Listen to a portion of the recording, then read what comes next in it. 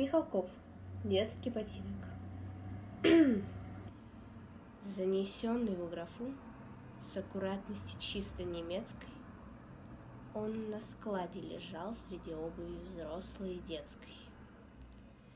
Его номер по книге 3209. Обувь детская, ношена, правый ботинок с оплатой. Кто чинил его? Где? В Мелитополе, в Вене, в Кракове? Кто носил его?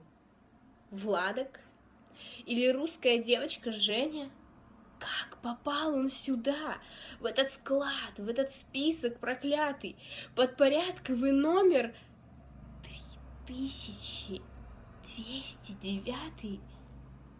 Неужели другой не нашлось в целом мире дороги, кроме той, по которой пришли эти детские ноги, в это страшное место, где вешали, жгли и пытали, а потом хладнокровно одежду убитых считали?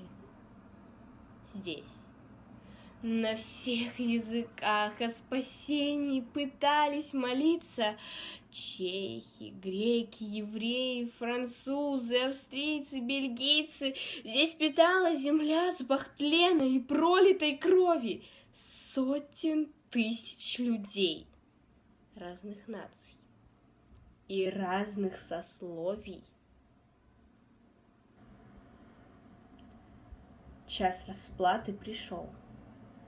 Палачей, убийц на колени.